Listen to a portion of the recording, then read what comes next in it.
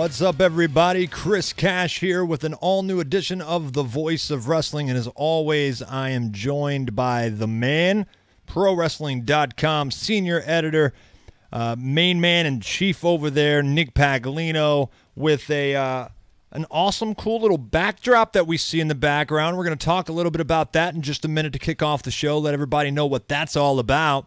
But Nick and myself have a lot to talk about, of course, with the Voice of Wrestling. We apologize for having a couple of weeks off. Had a lot of things come up, and we were kind of working out some details on this announcement, short announcement that we're gonna bring up here in just a minute. But a lot to talk about. Pay-per-view last night. Now we are officially no more interruptions, distractions. We're officially on the road to WrestleMania. And so, Nick, what's going on with you, man? I mean, it's exciting, dude. We're almost there for the Super Bowl. Almost. We are getting very close. This is the closest that someone from Detroit will ever be to going to the Super Bowl. You know, that's so, true. That is WrestleMania 34. Yeah, we're almost there. We had the last pay-per-view in the books last night, and I thought it was a really solid show. You know, a good final stop. You know, we talked a little bit in the past couple of weeks about, you know, these shows in between the Royal Rumble and WrestleMania sort of feeling a bit predictable. You know, we kind of know where WWE is going. If you're an insider fan, if you're an internet wrestling fan, you tend to read sites like ProWrestling.com. You know sort of the idea, you know, and certainly WWE really kind of didn't keep it much of a secret when they had Shinsuke Nakamura announce in Philadelphia that he was challenging AJ Styles. But I think, you know, overall, now that Elimination Chamber and Fastlane are in the books, I think WWE did a good job that even if the shows were predictable, they were good, solid, entertaining shows. Yeah. And like you said, now we're free and clear on the road to WrestleMania. That is the next big stop. Yeah, no, and I want to we'll jump into the pay-per-view. Yeah. Talking about that, obviously, but I want to kind of make mention, of course, everybody's curious about the fight backdrop that you've got going on, and Nick, yeah, you've been kind of negotiating this, so I'll let you kind of discuss a little bit more. Well, sure. I mean, you know, I haven't, like, you know, moved into the basement of Fight TV, you know, and although it would probably make for a much better, you know, broadcasting experience, because, yeah, but I don't know, maybe there's a lot of people that miss my refrigerator in the background. We could poll people, maybe. You know? That's true. Would you rather have, you know, a cool logo in the background, or would you rather have, you know, the refrigerator with pictures of, like, me and my grandparents on? That's another story. I'm about to say, you don't give them too much of a choice that you don't know which way they're going to go, man, because that's true. I think I would be, you know, I'm interested in the second option. Next thing you know, there's going to be, like, giant blow-up cardboard cutouts of, like, Roman Reigns that people are going to want standing behind me. You know, leaning do you remember back in the day, Nick? We had our fans pick your name every week. You know, Nick, the man of 1,000 names, was your gimmick, and you weren't Nick Paglino officially. We had your name changed, your last name changed every single week on the show. We did it, and do you remember why we did that? I don't remember why we started that. We did that because no one knows what the hell my last name is. Okay. Like, I mean, they know it, but, you know, no one knows how to spell it. Right. It gets mispronounced. Right. You know, I mean, I'm sure you, with your real last name, I'm sure you get, you know, misspellings all the time. Yeah. People can probably pronounce it a lot easier, but they probably don't know how to spell it. They probably put the L in there sometimes. Right. You know, with me, it's just all over the place. Well, you know? for those of you that don't know, my last name isn't Cash, and they're like, where the hell would the L come in? But yes, Chisholm. Right. Chisholm is my actual last name. My given name. Cash is my middle name, so I started going by Chris Cash. Your stripper name is Chris Cash. That's my stripper name, and my middle name, actually. But I started going by that. Back then, you know, I'd been around for quite a while with the Voice of Wrestling. You came into the mix, Nick Paglino, Nicky Pags. Nobody knew what the hell that was, I guess. So we decided to start giving you a different last name and an explanation with that name every week. And so it was kind of topical. If something happened that week, sure, you would be Nick whatever. Yeah. And I mean, it was, do you remember any of the names? Do you remember any of them and why? I think there was maybe like Nicky Detroit at one point because that's where I'm from. Yeah. There was maybe Nicky New York because It's where I live. Yeah. But you know, one name that I don't think we used, I mean, you know, of course we took it from the man of 1,000 holds, right, who would be Dean Malenko. Yep. Then, of course, there was a man of 1,004 holds, who was Chris Jericho. Chris Jericho, right. So one name that we didn't come up for me, and maybe we'll use it for this show, is Armbar. Armbar. Armbar. I mean, why not bill myself as Armbar for the rest of the show? So I mean, instead of random backdrops every week, although that would really be kind of a cool gimmick. Fight TV sent you a cool backdrop because we are in talks with them, and we hope to have more news coming out here in the next week or two. But we're doing a little trial run with them. Hopefully everything works out. We're big fans, Nick, of course, of Fight TV. So, guys, if you haven't checked them out, go do so. And check out all the content that they have. Pretty soon you could be seeing VLW content on there potentially, and that's what we're trying to see if that relationship might work out. But really excited about the talks so far, and of course, even if nothing actually works out in forms of co-promotion or our show on their network or whatever, we obviously are still very happy to give them a shout out and support some of their stuff because they do a lot of good things over there, specifically for kind of the fight arena, whether it's wrestling or MMA and things like that. And they've got some really good content over there. They've been around a long time, so check them out. And of course, we'll give you more details officially here in the next week or two on what might be transpiring between hopefully VLW and Fight TV. That being said, I do want to jump into the pay-per-view last night, Nick. I think, just like you mentioned, I really just want to say good, solid overall show, predictable as we would expect at this point because WWE's hands are so tied when it comes to these last couple of shows, pay-per-views before WrestleMania. I mean, they've had WrestleMania booked for a long time. Therefore, there's really unless they planned it ahead of time, and we've known some of the major key matches for a long time now, unless they planned it well in advance, it's just there's very limited things that they can do in terms of major title changes or whatever the case may be. So last night, though, Nick, I'll kick it over to you. What were some of the highlights? Were there any low points that stood out as well? Just kind of all in all, what did you think of the show? Well, you know, I mean, again, what I was really sort of looking forward to was how were they going to get to WrestleMania for some of the lower card guys? You know, teams like the Usos and the New Day, you know, who have been kind of feuding for a long time. The United States title picture with Randy Orton winning the title, obviously. Where does this leave Bobby Roode? Right. You know, I think some of those main event questions had already been answered. I think a lot of people expect already for that imminent John Cena versus The Undertaker announcement to take place maybe as early as tonight on Raw. AJ Styles, Shinsuke Nakamura, Brock Lesnar, Roman Reigns. So, you know, I think I was more actually just sort of looking forward to the match, the six-pack challenge match, and what kind of an entertaining match that would be. I was looking more forward to that as opposed to the booking of it and who was going to win, because I think it was a foregone conclusion that it was going to be Styles.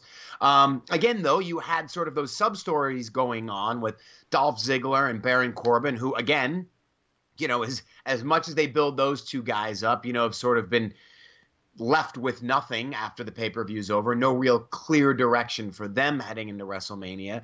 Sami Zayn, Kevin Owens kind of looks like they're headed toward potentially some kind of a triple threat or some kind of a matchup with Shane McMahon.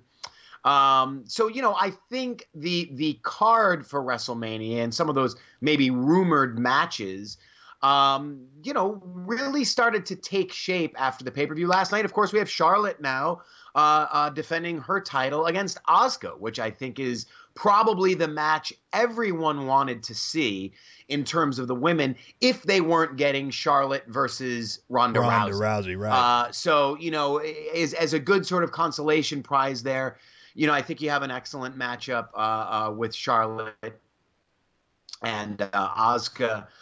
So, you know, starting right off at the beginning of the card, though, you know, I really liked the opening match.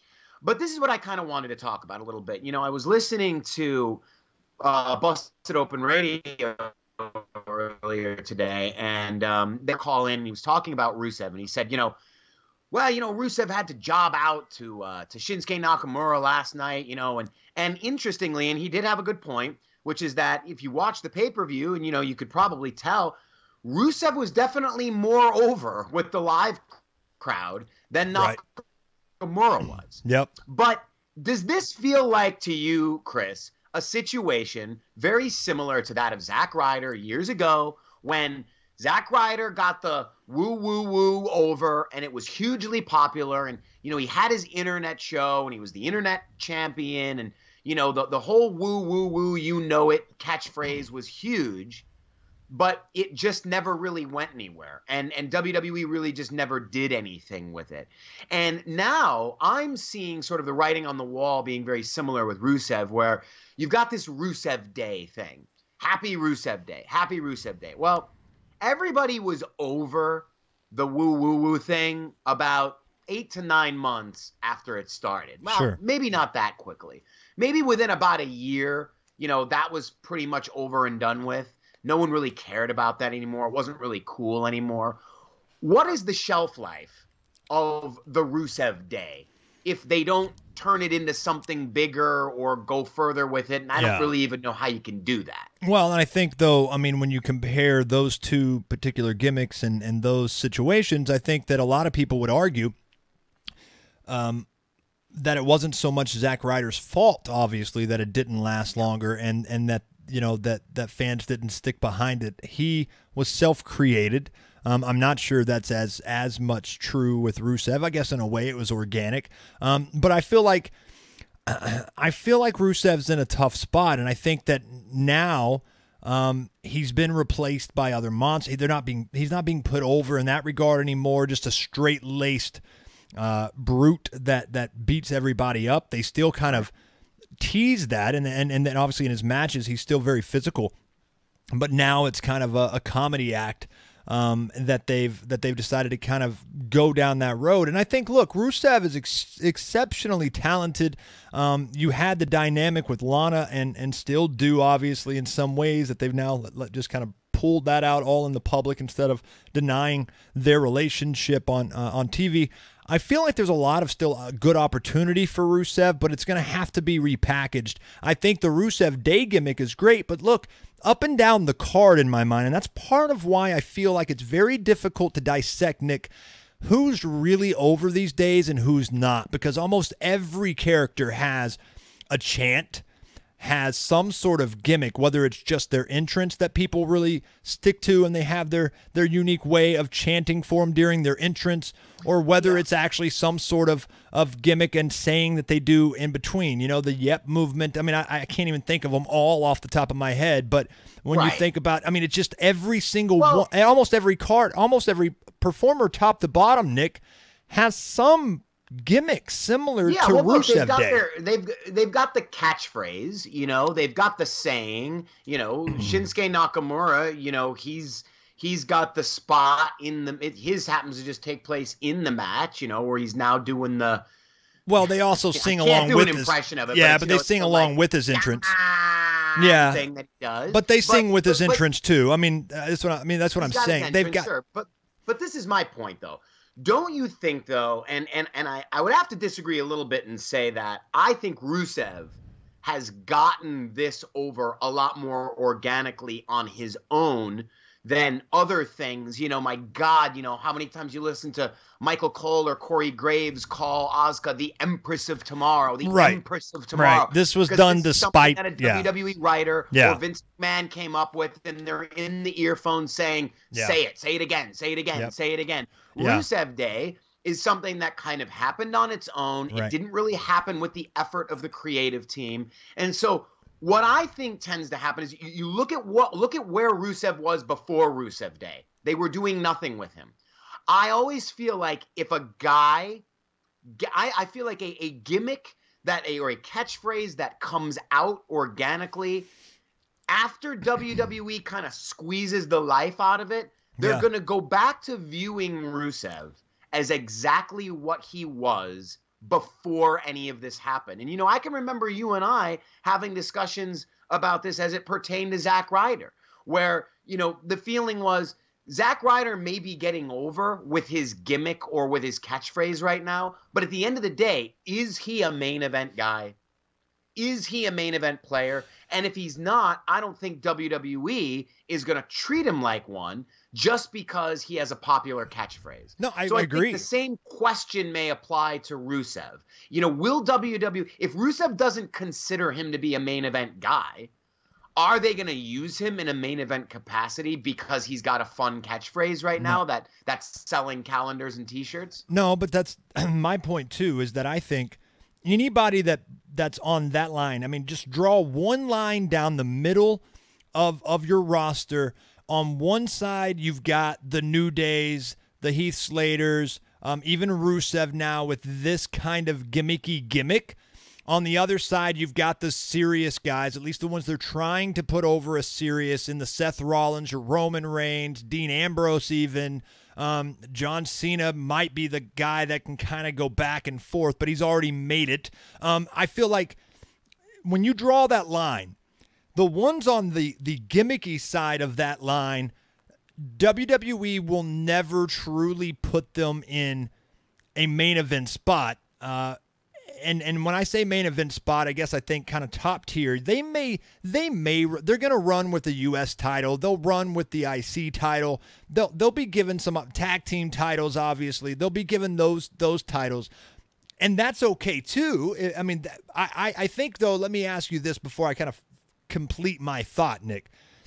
Do you see Rusev beyond that? Do you think Rusev should be a true top-tier main event guy with his talent, whether it's this gimmick or not? Let's just ask, on a straight, just Rusev and his talent alone, his look, his ability in the ring, his ability to talk or have someone talk for him. Are you picturing Rusev as a top-tier guy, or are you okay and are you settled with the fact that he could only be in that tag team title part or the US or IC? Is that his threshold? Is that kind of his limit in your mind?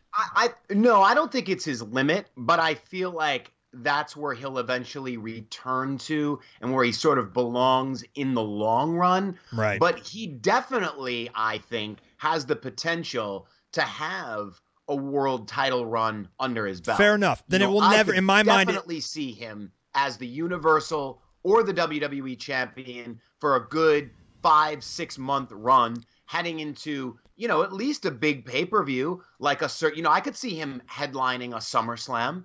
Absolutely. Then in my mind, it's impossible with this gimmick. Number one, it's impossible with this gimmick for him to get to that point. And B, I think this gimmick has set him back on that journey for a while. Not necessarily because it should, but because that's the way WWE sees it. I think WWE looks at him as a guy that can put over other people right now. Right. They don't even know. I mean, when you look at last night in the match, and they don't even really know if they want him to be a heel or a baby face. I mean, he worked heel last night in that match for the most part, Right. And yet he's getting over with the fans more than most. And I think that's an organic thing. I agree with that. I don't know if it's as organic as Zack Ryder's was as a comparison, but I feel, but I feel like my point is I feel like they're going to the only difference was Zack Ryder was an outcast. I mean, they sent him off to an island and he had to create his shit on the internet, and then they brought him back because of that success offline, whereas Rusev never really lost his place on the card, and it's not like they booked him to be some idiot that never could win, that wasn't taken serious, and then he got the platform, and now this gimmick kind of came out of nowhere organically. I agree, despite WWE not really giving him a great platform or a great push. But look, WWE does not take these gimmicks seriously, and when Rusev was first brought out, they took him exceptionally serious. He had his programs with the John Cenas of the world. It's just like all the same guys, the big guys we've put over in the past, Nick, the Umagas of the world, that type of thing, they do it. Braun is now the latest reincarnation of that, but they're taking him to far bigger, better heights than they have really anybody else. And I just think that that's the problem. I think that if you believe Rusev is capable of a world title run and a top-tier main event level thing, which I understand that. I mean, when you look at a guy like The Miz and he can do it, I think that it does open your eyes to who's capable of that. I think Rusev is good. I know you're wanting to make the argument that because fans are organically getting on his bandwagon with this gimmick, that maybe this gimmick can make that run, and I don't see that happening. I would bet money on it. Oh, no. And I think it slowed him down. Well, that's the thing. It's not, I think if they continued, look, Rusev looked very good in that match last Sure, night. sure. I thought it was a great opening match. Right. So he's definitely a guy, okay, then it becomes a question of, is that kind of in-ring work, if he could have a great main event against a guy like an AJ Styles or a Shinsuke Nakamura, or on the Raw brand, a Roman Reigns or a Brock Lesnar or any kind of a main event guy like a Seth Rollins, or, now, is it okay that he's sort of limited in that gimmick capacity, But I think one of the problems too, though, is that, again, WWE focuses on one thing, and right now they're so focused on this Rusev Day. And, with Aiden English, you can't forget, they're pairing him up with Aiden English. So Aiden English coming out and singing the Rusev Day, and then you got the Rusev Day chants. At some point, what is the, if the number is 3 months, right? Are you going to take the over or the under on when people don't care about this Rusev Day chant anymore? Okay. So then, yeah. Say what? No, all right. So that's, you see what I'm saying? Yeah. So at that point, what's going to kick in? What's going to take over? And, if you were talking about a guy like Zack Ryder, he had the more limited in-ring ability, whereas a guy like Rusev, probably with his size, with his agility, with his in-ring work, could probably pull off a good main event run, even despite that sort of limited gimmick, Sure. No, I agree with you. I mean, I'm not going to disagree when it comes to, at some point, if they don't do more with him, what's the over/under as far as 3 months, 6 months? I mean, I would definitely say, maybe they get another 3 months out of him, but I 100% agree that they've got to do something now, or fans will obviously stop caring. To the degree that, people still care about New Day, but not near what they did in the beginning of that. Well, that's true, but New Day has done so much. They've progressed. That's true. It's not. I think back in the day, what was it? Originally they kind of just had the. It was the intro, really. It was "Don't be sour," feel the power, and that was pretty much all they were doing. Right. And then they created even a lot of those guys have gone on record as saying, these are their ideas. The "Don't be booty," and then the booty-os and the unicorns, and now the pancakes, and they've come up with different fads. I think those guys are really good at understanding maybe, okay. But they're also given that opportunity. This idea, the unicorn thing is starting to fade out. The booty-os are starting to fade out. Yeah. So we gotta do something to ramp it up. We gotta bring in something new. Let's introduce something new, But they're also given a lot of creative freedom to do that. Sure, and I think in order for Rusev to match that in this gimmick and get some longevity out of his character, they're gonna have to match that. They gotta at least get close to it and give him some creative, and just give him more of a purpose. I mean, New Day is just such a commodity act right now, but it works because of the creative freedom they give them, and the amount of stuff that they do with them. I mean, they really are just kind of almost brand ambassadors anymore than they are competitive, wrestlers that are meant to be taken serious. I mean, it's all fun and games anymore, and it can still be funny, and it can still be fun, but nobody's taking New Day that serious. I mean, I think in the tag team division, they will always be taken serious, but nothing more, and that's okay. I mean, look, how long has it taken them to give Kofi Kingston a meaningful run with anything, and now he's got this, and I'm grateful that for someone who's a big fan of his, that he's got that. But Rusev is capable of more. I do think that this gimmick that they strapped him with, while it's getting over, while there's nothing wrong, while I think the fans would eat it up for him to be given an opportunity, when you look at someone like Daniel Bryan and the organic reactions and following and support that he received, at least he was still in a very serious gimmick. I mean, I think they're really walking. He could pull that off because of his in-ring ability. You know, True. He's one of the best workers in the company, you know. Good point. And I think that Rusev is obviously a good worker too. So I think they can keep that up, but I think they're walking a fine line anyway. And as someone that's also a fan of Rusev, I don't want to see them push it to a point, Nick, where it really goes over that line too far. You know, I just think that the further they go in that line, that's probably going to happen. Good point. But I mean, and I think that just delays his real potential. Nick, were you surprised though, as we move on a little bit, with the Bobby Roode Randy Orton finish? I mean, in the fact that I don't think anybody would have said, I never suspected Orton was going to win that and complete the Grand Slam and all that. I mean, I think a lot of people could see that as a potential. But here's my problem, and this is the only issue that again, Nick, you and I kind of go back and forth sometimes on new versus old, or, you know, who they're pushing versus who they're not. We're normally in agreement on a lot of things, but sometimes we're not. A lot of the feedback that I've seen today and coming out late last night into today is Bobby Roode and people thinking that Bobby didn't get his just due, and I feel like that's ridiculous. Number one, Randy Orton is a bona fide star in the WWE. They took their time to finally get him to that point, and he's there.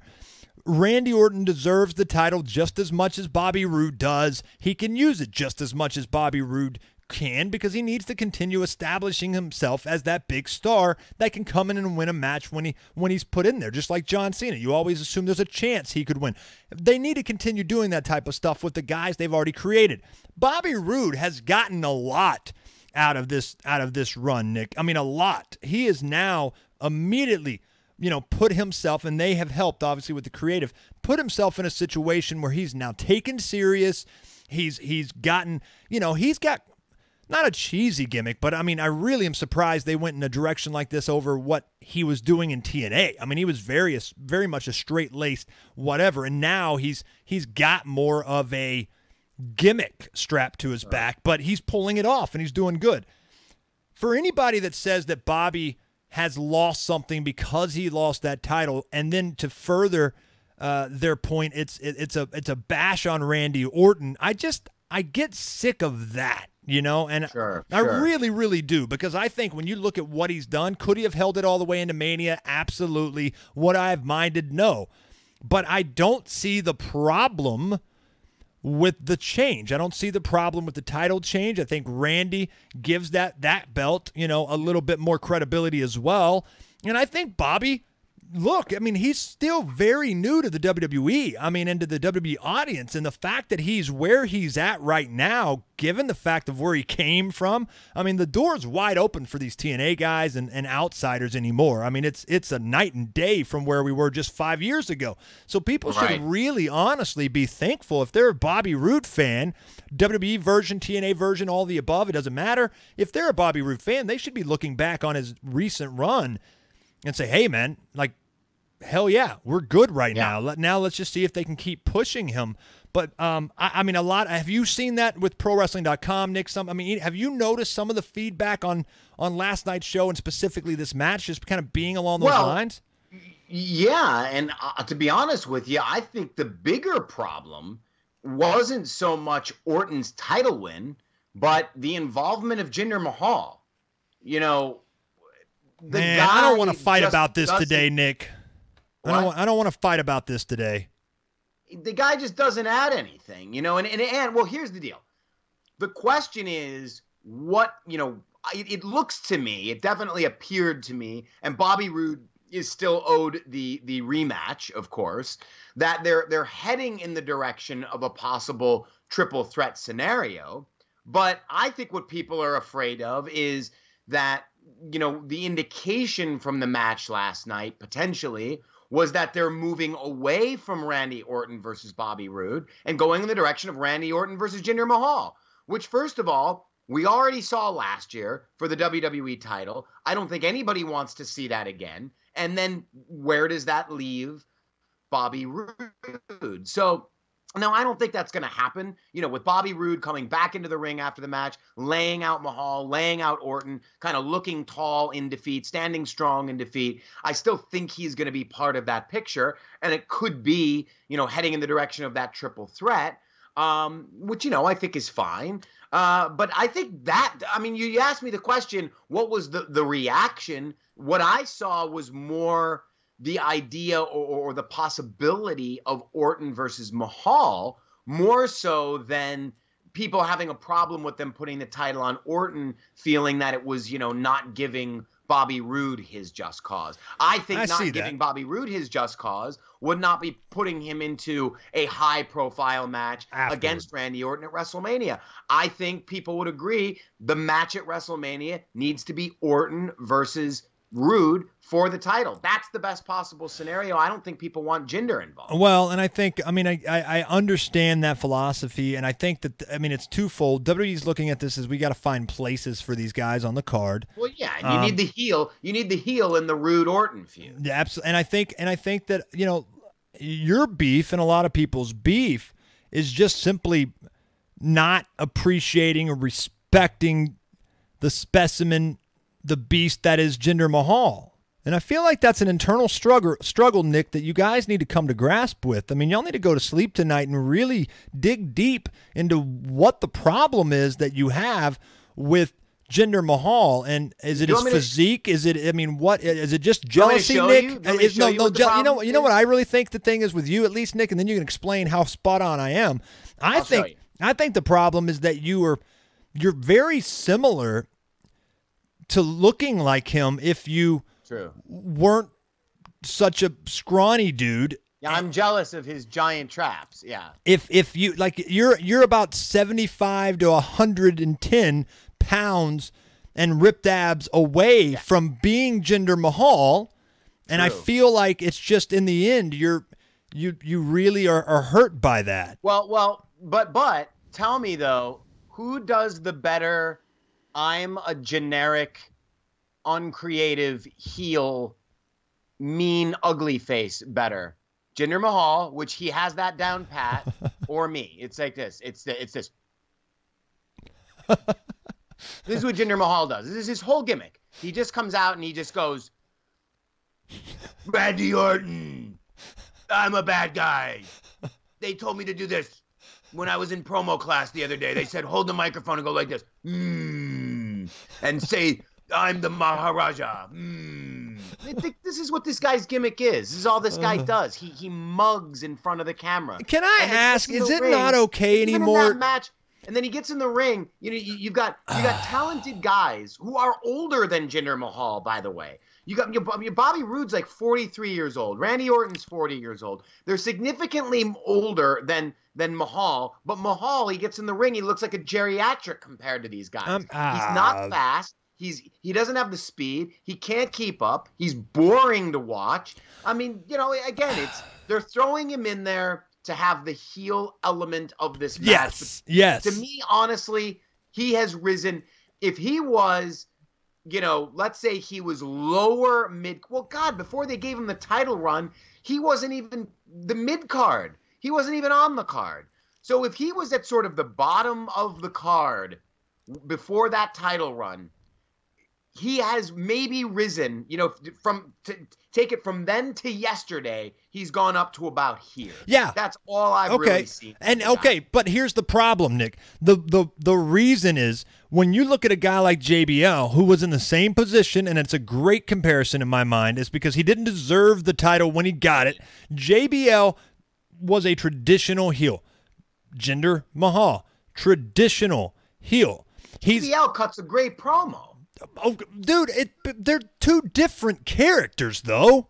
I mean, sure, they're two different characters, but JBL's convincing. You know, JBL comes out there, cuts a good, convincing promo. I don't know that all of his promos were that convincing. Maybe but not all of them. But look, he can talk. He can talk. I mean, do you want to hear Jinder Mahal's voice on commentary? You know. No, but here's where they screwed up with Jinder Mahal. Like, if they were going in that regard of someone that they were over, that was over with the management, and obviously clearly he shouldn't have been there. I'm not jumping through hoops to put over Jinder Mahal and his ability as a bona fide wrestling star. But I will say this: I feel like once they made that crazy decision to give him the run, number one, he looks the part, he dresses the part, he is a traditional heel, which you just don't get enough of those in WWE these days. They're all tweeners. You can't freaking decide. They can't decide. Nobody can decide what they want to. Yes, he did in an interview call himself the last true great heel in WWE. And he's one of them for sure, man. I got a kick out of. But that says a lot about the state of heels in professional wrestling. All right, because you just don't like him. But I'm just saying they should have utilized him better. They shouldn't have taken the title off of him. Once they made that crazy decision, they should have left it alone for a while. The only way JBL put John Cena over was because you finally got into a routine of just thinking there's no way he's going to lose right now. They've gone this long. They've gone this far. And I felt like just when you got to the point of thinking that about Jinder, they ran with AJ Styles when I didn't. And if they would have put the title right back on him, then I would have probably looked at that as still, all right, that's okay. Give AJ his rub, give it back to Jinder, and then let him finish the journey that they started with him, because I really think they had that in mind. And I'm not alone. I saw comparisons of the JBL scenario with Jinder because he just didn't deserve to be there before that. If you make that decision, you better keep it on him a long time, a tirelessly long time, to the point where he can then give somebody a massive rub. Luckily, it's all worked out for AJ. Jinder, though, Nick, I mean, where do you want him to be? I mean, just nowhere in sight, it seems. Yeah, nowhere in sight, because I think that Jinder, I think he's better than what you're obviously giving him credit for. He's not a guy that's going to carry your company, but he is somebody that I think is a believable heel. He does get a reaction. He is somebody that can put other guys over, but he's got to be in the freaking picture to do that. Well, sure. Yeah. I mean, look, I just, I think the issue for me is that, and again, this goes back to your point of sort of what was the problem with the match is, again, the crowd killer that came in at the end of the match, which is Jinder Mahal, and, right.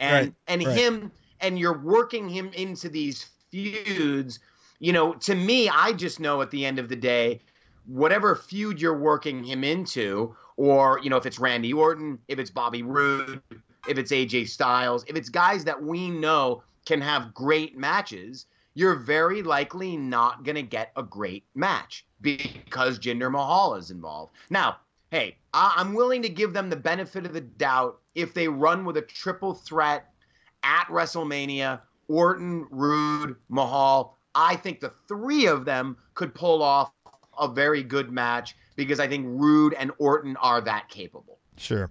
And I think that's probably, I would assume that's where it's headed. I understand some of the complaints that Roode Orton one-on-one would make difference. I don't put Roode necessarily in that category yet, that I'm ready to see one-on-one and I'm going to care as much as I will maybe down the road, but I like Roode. I'm not as high on Roode as what some people are, obviously. I like the gimmick. I think he's doing a good job with it. But it's just I don't know. I don't get a rise out of Roode at this point. The way I want to see in kind of, again, sure. He's very much a mid-card main eventer right now, and at least the way they're putting him over. Yes. Well, but see, I think that's why he's being used well, because that's where I think he belongs, sure, at least sure. Also for right now. Yeah, right, right. They're giving him that good gradual push. Yes, I agree. Maybe next January, could he be the guy who knows, that wins right. the Royal Rumble? Maybe. Right. Maybe he'll be at that point. Maybe he'll be at that main event level. But right now, he is where he should be. And I think just the general consensus, we can sort of, wrap up this particular feud, this particular match, is with Jinder Mahal, is that this is a guy that isn't where he belongs, and it's all that, his music hits, and I just can't help but feel here comes this guy that has no business being here right now. He should be somewhere else.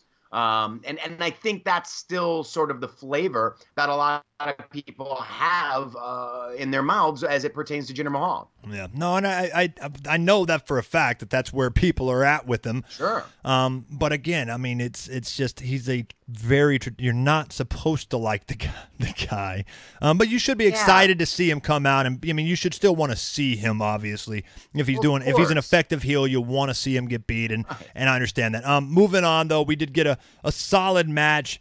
Carmella and Natalya beating Becky Lynch and Naomi. We also got the SmackDown Tag Team Championships. Obviously, we talked about the New Day earlier. Nobody really assumed they would win this over the Usos. But you end up coming, and I think this ended in was this the no contest? Yeah, this was the no contest. Yeah, and of course the Bludgeon Brothers came out. Bludgeoned everybody to death. And I think, look,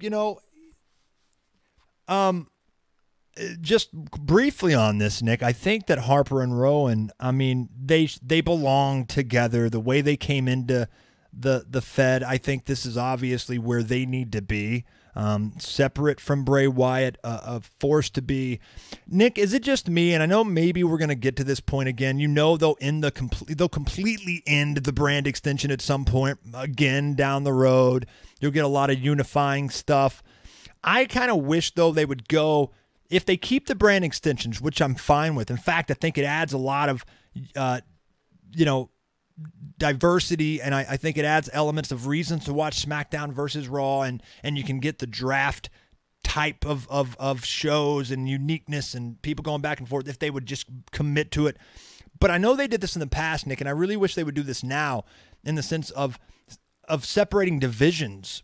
Like, could you imagine when you separate all the tag teams into two shows, the cream rises, obviously. You've got your Usos up there. You got the Bludgeon Brothers that are going to be taken serious, of course, without a question, just because of their size, or what they're being put over as.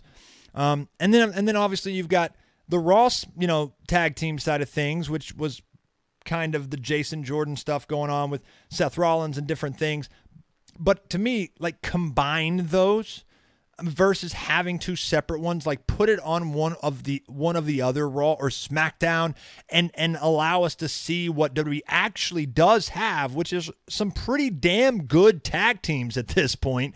Sure. When you put them all together, when you separate them out, it reminds you kind of how scarce it really is. And I feel like I wish they would get to the point where, hey, put all the tag teams on one side, all the women on another, whatever, Intercontinental, obviously you got the U.S., those can remain separated.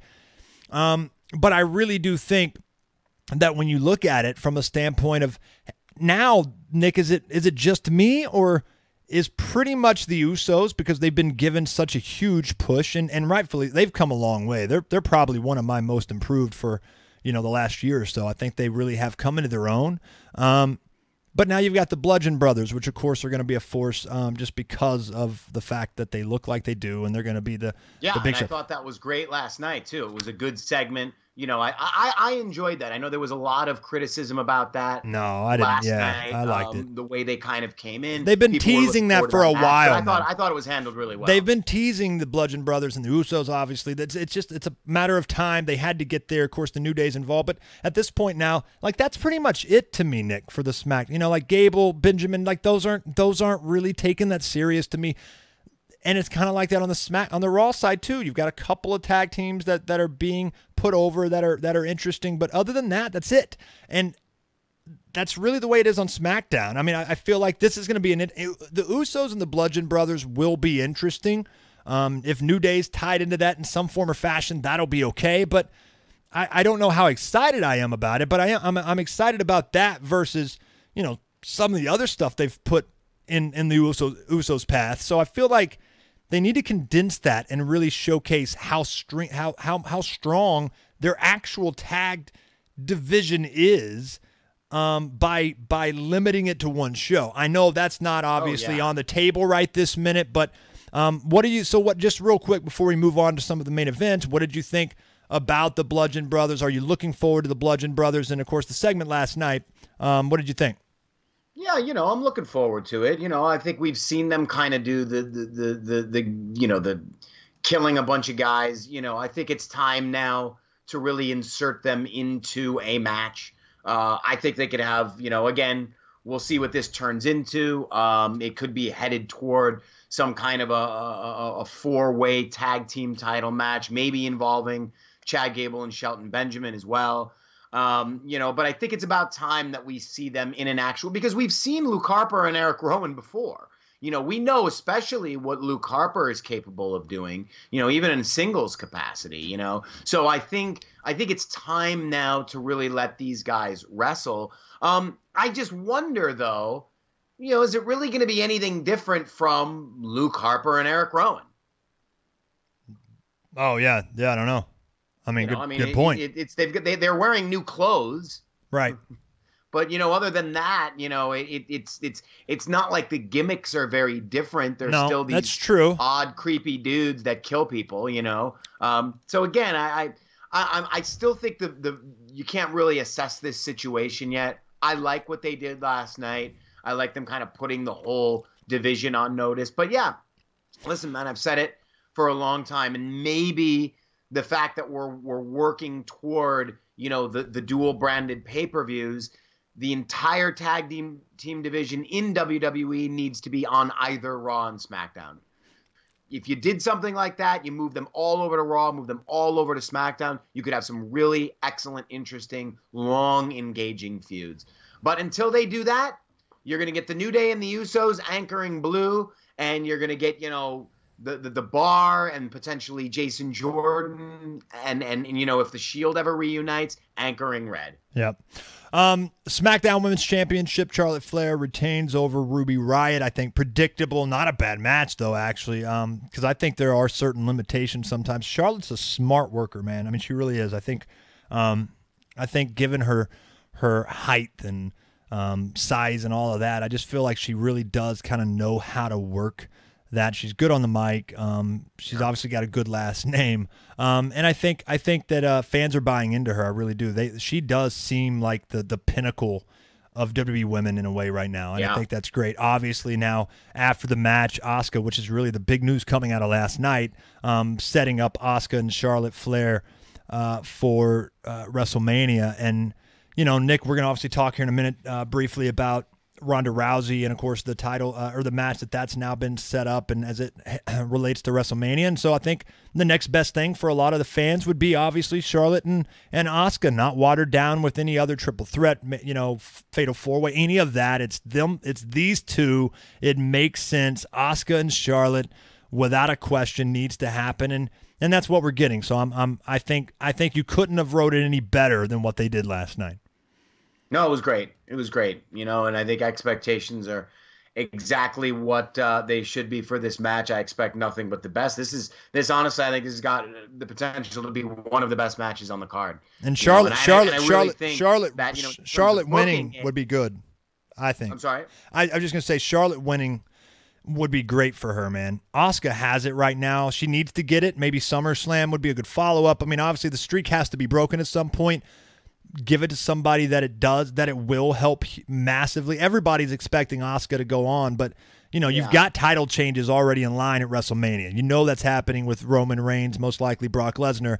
I just feel like, hey, you've got Roman, which is going to be the focus at WrestleMania. Let Asuka have her time in the sun on a little lesser pay-per-view, but SummerSlam would make a lot of sense. Give Asuka her time. She needs to end the streak anyway. But I mean, how does the streak end then? I mean, is it just sort of by losing to Charlotte? The one to do it? Yeah. I think so. I think that's what happens. I don't think Asuka wins at WrestleMania, but I also think it's the right move, long term. I really do. because of that reason, yes, Asuka could win, and obviously it's going to be so controversial or polarizing. I remember you hated the word controversial, and I get that. But I think because of the move, so many people anti-Roman. I think Roman getting his time in the sun at WrestleMania is really what they want the focus to be. Yes, it makes sense that Asuka being that feel-good story, everybody cheers for her. But I don't think people dislike Charlotte to such a level either. I think they respect Charlotte, so I think Charlotte could use this more. Asuka's streak has to win, man. I mean, it has to end. Let it end when you don't expect it. That makes it more meaningful to me. Yeah, I don't know, though. I mean, I don't know. Doesn't it seem, though, that it would be a bit anticlimactic if it ends before a title win? No, I just no. I mean, look, I don't think streaks ever end well. Goldberg certainly really didn't. Streaks just typically in wrestling don't end very well. Sure. And there's always a large percentage of people that are very disappointed by the way they end. So again, I don't know what the clear-cut way of ending this is, but I certainly don't think it's smart to end it before she has a title run. I mean, this thing started in NXT. So, I think unless the time is really, really right for Charlotte, and my God, Charlotte's already run. I mean, I don't know offhand how many combined title reigns she's had with the SmackDown title and the Raw title, but the girl's won it enough that, defeating Asuka before she even has a chance to win a main roster title, I just don't know if that's the smart thing to do. Here's my reasoning behind it real quick before we move on. Is just I believe you give Asuka the title, the next 3, 4, 5 months, 6 months is pretty much wrapped up. It's very difficult at that point to make championship matches, women championship matches, meaningful at that point.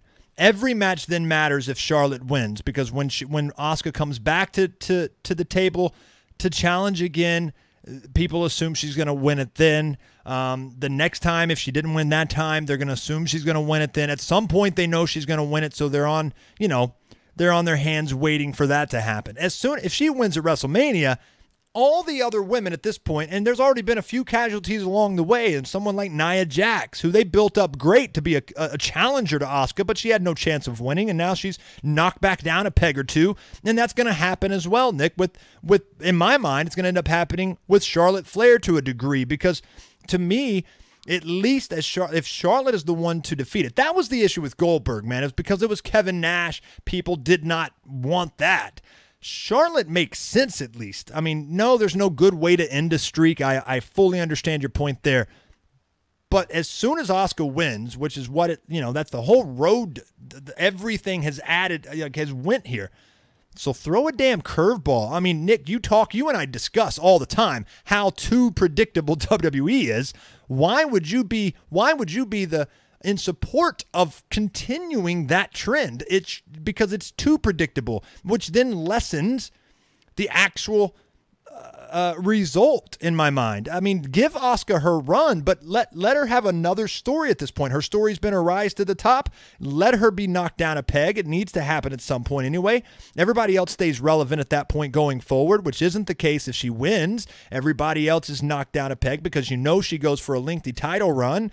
And I just feel like give her another story of, hey, she can't come through in the clutch. She keeps trying. Come SummerSlam, when she wins, she gets her day in the sun versus whatever other main event's going on that time, because know her win at WrestleMania will completely be overshadowed by Roman, and it's just going to happen. I mean, there's just no other way around it. Roman is the story. Everything will. Yeah, everything will. Roman is the story this WrestleMania. Asuka deserves her time, but I think they go. I really will be surprised if Asuka wins at WrestleMania. I won't be completely surprised, but I really think that's the wrong move for all those reasons. But of course, we'll see. So that being said, obviously we move on, and I'm kind of guys, let us know what you think. I mean, that's an interesting scenario. Like, should she win? I mean, you and I are clearly on opposite sides of that, Nick. I'm really curious to what some other people think about that. So let us know. Voice of Wrestling on Facebook, obviously.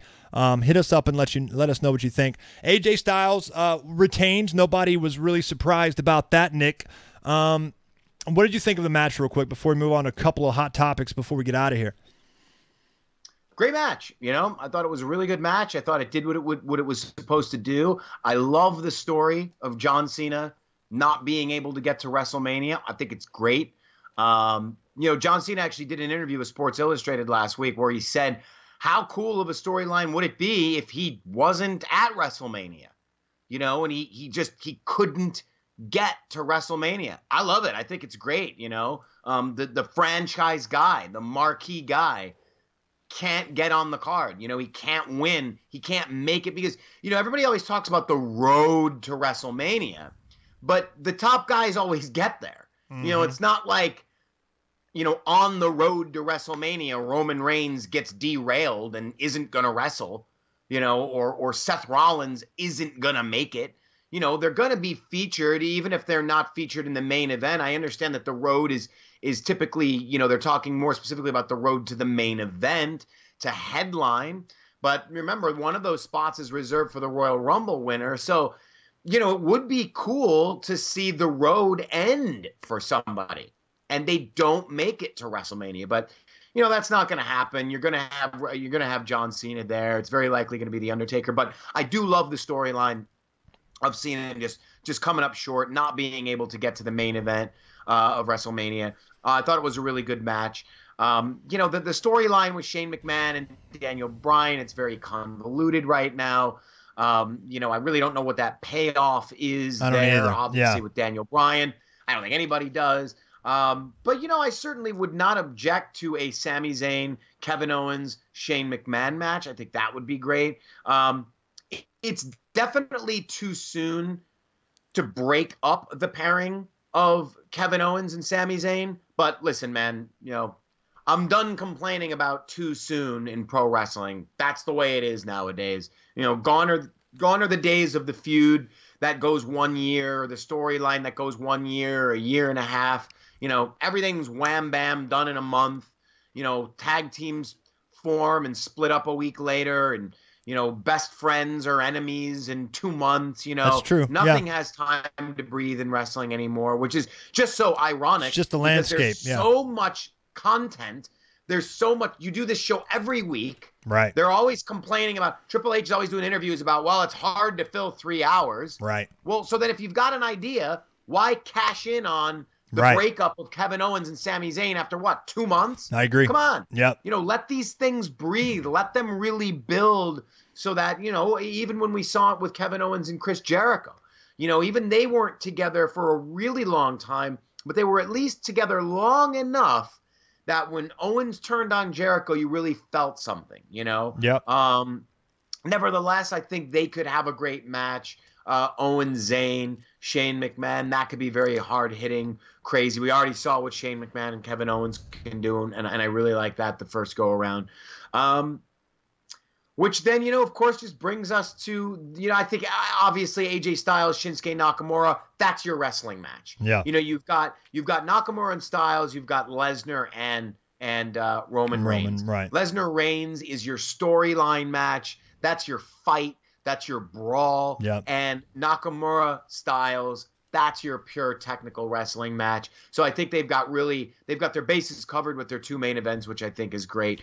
It just really kind of leaves guys like Dolph Ziggler. Sure. I think, what I think should happen at WrestleMania? I think Dolph Ziggler and Jinder Mahal should have a singles match. And it takes place, like, there's like opening bands for concerts. Yeah. We call this the closing match. Right. After everyone has left the arena. Yeah. And the lights go out. Right. And It's the WWE dark. Network feed is gone. It's dark too. Yeah, I got you. It's completely dark. Yeah. The 2 of them have a wrestling match. Right. That goes for like 45 minutes. An hour. Why not? No one. Well, it could go for a minute. That's true. Doesn't matter because no one sees it or hears it. That's the closing match. That's my idea. On an important match, obviously, as we reach our hour mark and we know Raw is right around the corner. Brock Lesnar is interesting. I mean, we know Brock Lesnar, Roman Reigns, but there's been a lot of stuff. And Nick, you had said before, I don't know if there's anything that's come out since then that maybe Brock wasn't. And obviously they played this a big time last week. You kind of see where they're going with Roman and Brock and the storyline and Paul Heyman. they're desperately trying to get the fans on Roman's side, and that's the issue. If they would try less, it might happen more, but they constantly are going to try these things, these gimmicks, and see if it works. And Nick, you mentioned that maybe a report was out that Brock Lesnar would not be there tonight, and I feel like, I mean, here's the thing, Nick. We're now getting to a crucial point. Obviously, yet again, it happened. What was it, last year at WrestleMania? These were the headlines surrounding Brock Lesnar. How long do you have him? How many times? What's going to happen? UFC is now back in the picture. They're putting that over in the storyline. Obviously, it's kind of the old John Cena talking shit about The Rock for not being there. Now everybody talks shit about John Cena not being there, and now you've got the same with Brock Lesnar. The promo, Nick, you and I talked about that off the air a little while back. The promo was very, very weird with Paul Heyman. It wasn't his best in my mind. But you see what they're trying to sell. If Brock isn't there tonight, I think it's Ultimate Heat. I think it makes sense. I don't think it really goes as far as I don't think it solves the problem with Roman Reigns. Nothing can in that regard, the way they're trying to put it over. But I do think that it does help further the storyline and build some heat on Brock Lesnar, especially if maybe he's on his way out, which, Nick, before we jump into a quick conversation about it, you kind of give everybody the update of what you've heard. Obviously, guys, ProWrestling.com keeps you updated on all the news and all the latest, but what is the latest as it relates to Brock Lesnar's future, UFC, WWE, post-WrestleMania, because that gives a lot of people insight on kind of how they're playing this and what they'll do ultimately at WrestleMania.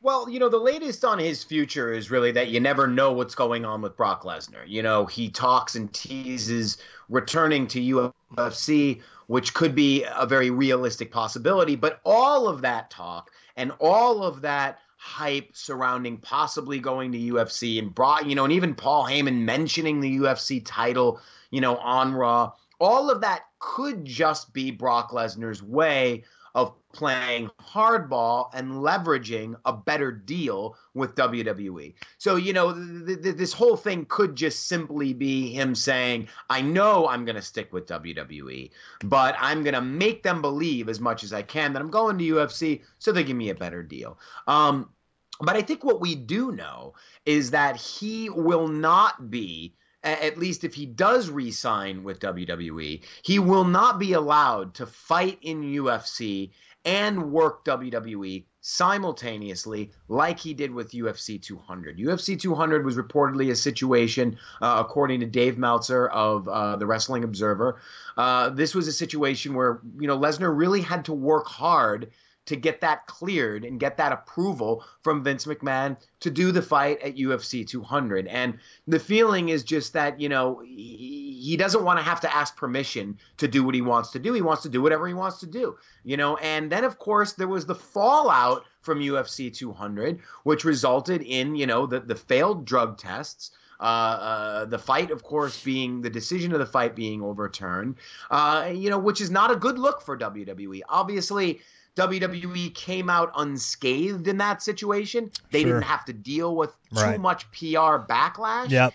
Maybe they got lucky, but they certainly don't want to put themselves in a position like that again. Yeah. Where maybe that's going to happen and they would have to deal with any kind of PR. So I think the idea is, look, we tried that experiment.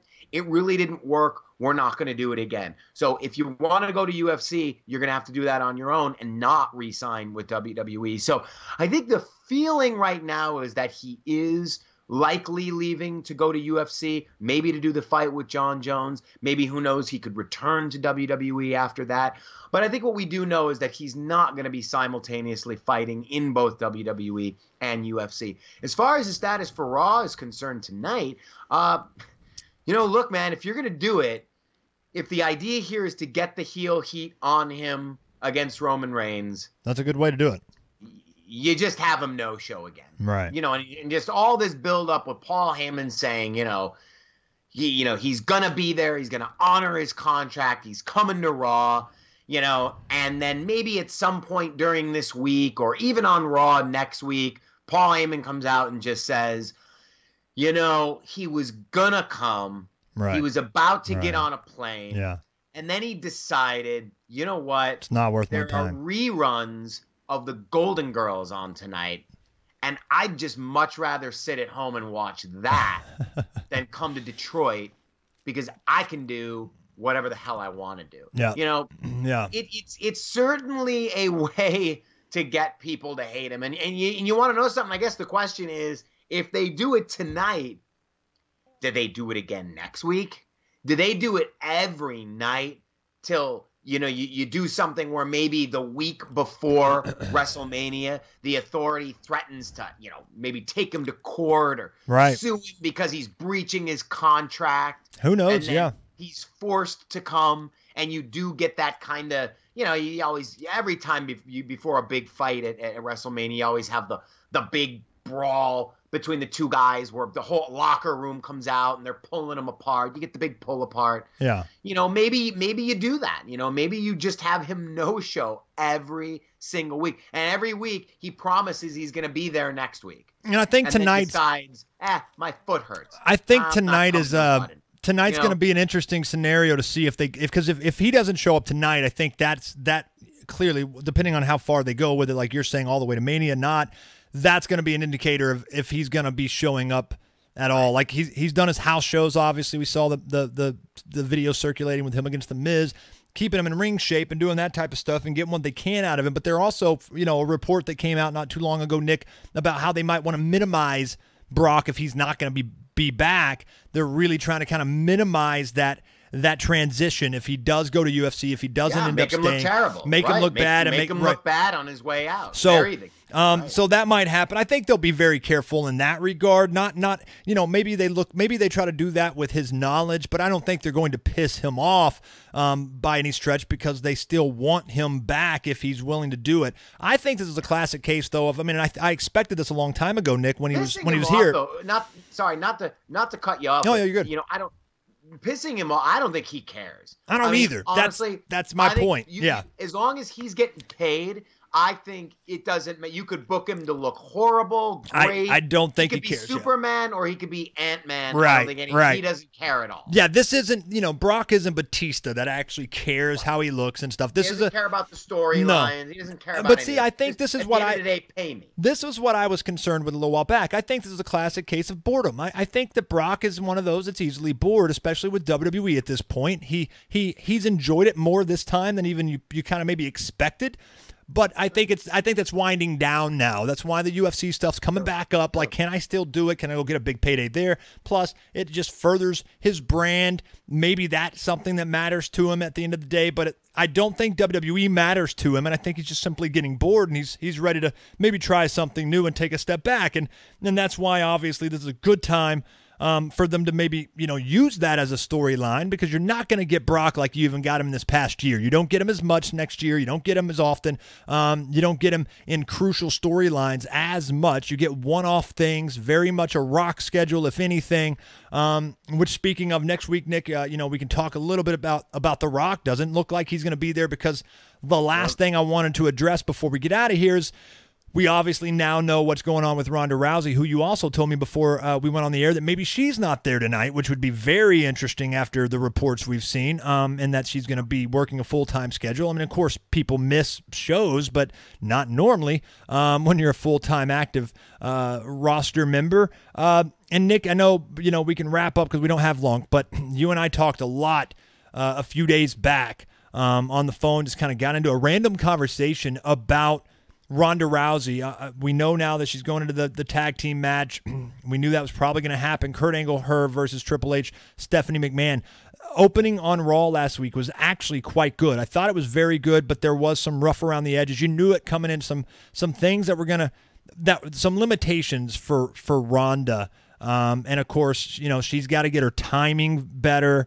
When she made the announcement saying she was going to wrestle Stephanie, she kind of flubbed that a little bit. You couldn't hardly hear. They had to go back and overdub it, Nick, we noticed. And so there's a lot of things that they're going to have to teach Ronda. She is not going to be natural at this, man. I'm really curious to see how natural she's going to be at the physical part, because women can't take, I mean, I don't mean to get into a sexist conversation, so please women don't come at me. I don't mean it this way, but when you think about Brock, who now just pretty much suplexes everybody out of their minds and is really semi-careless with how he approaches wrestling anymore. He doesn't care. He comes in, looks like a brawler, looks like a UFC guy more than he actually was an active and a pretty good wrestler at that. He doesn't give a shit about that anymore. He's just a physical guy that's going to beat everybody up. That's how Ronda should be. And there are some women that are very much capable of taking that, Nick, but Stephanie McMahon is not one of them, and you're going to have to handle her with kid gloves, literally. And what's unfortunate is those kid gloves are not going to do Ronda any favors in her first match. Ronda can't get too physical, not in a wrestling style match. I mean, she could with Triple H, and he's going to be able to take that shit, but Stephanie can't. And so, yes, the storyline, Nick, in my mind with this match is going to be great and off the charts. There's going to be a lot of fun things with it going into Mania. The match, man, is going to be difficult to live up to expectations. I mean, you expect a lot of Triple H, Kurt Angle, and they better have a very good, well laid out plan when it comes to Ronda and Stephanie, because Stephanie can't take it like Asuka could or like Charlotte could to really maximize the strengths and what you expect of a female version of Brock Lesnar, that is Ronda Rousey. That's not going to be the case at WrestleMania, and so I'm very curious to how they play that, and that's a big concern. That's a big concern for me as it relates to Ronda. Not only in addition to obviously her mic skills and timing and delivery, some of these things that we just saw even last week. I'm excited to see her, and she gets a huge reaction, and people are excited to see what she's going to do. I'm included in that. I really do like Ronda. I think that she's going to do a lot of good things. But there's a lot of concerns, Nick. There really are. Sure. Absolutely. Oh, absolutely. I mean, I really, getting in that ring is going to be something that's going to tell the tale. But, I don't think it's going to tell too much of a tale, because honestly, I think her involvement in that match is going to be very, very limited. Yeah. I think it's going to be Kurt Angle, Triple H doing the most work in the match, right. Setting up obviously for that hot tag for Ronda Rousey to come in, finish a couple of moves on Stephanie, a couple choreographed, hit the Samoan drop, maybe put her in the arm bar, and it's over. So I don't even really think WrestleMania is going to be much of an indication as to what Rousey can do in a singles match. Yeah. No, of course it won't. No, yeah. Because I really only expect that to be maybe 2-3 moves at the most. Yeah. And for Triple H and Kurt Angle to be doing the actual wrestling, setting up that ending with Stephanie and Rousey. It'll be interesting to see how they keep progressing Ronda. I think that, man, she talk about, you get it on the guys' side all the time, and Brock and major stars and some guys that they get to bring over, or just bona fide superstars. Ronda has that. I mean, there's not been any other woman. I mean, you've got some out there. I mean, Trish, Chyna. I mean, there's names in the women's division, that in the history of pro wrestling, women that I think have some clout, but nobody like Ronda, and it's going to be unique to see. And I think respect to her for being such a huge fan and taking it serious, and you can tell she is. She just got a lot of work that has to be done. Guys, obviously there was plenty more to talk about, but we ran out of time. I want to really go into detail about last night's pay-per-view and, of course, what's coming up, which is WrestleMania. There's going to be more news coming out every single week, and, of course, our takes on what we think. But, guys, in the meantime, we appreciate it. I think next week is probably going to be a pre-recorded show that Nick and I are going to do. We're going to try to find a good guest to bring on, talk about kind of the overall consensus of pro wrestling, overall state, and do a good interview for next week's show. If not, then I'll probably find a little special guest host, bring them on, but most likely we're going to try to do a pre-recorded version. But enjoy Raw, everybody, and check out ProWrestling.com as well. And, of course, then VoiceOfWrestling.net for a lot of good opinion pieces, of course, all the news. And, Nick, I guess I'll see you next week, man. See you then. Guys, we'll see you later. Appreciate you tuning into the Voice of Wrestling. We'll be back next week.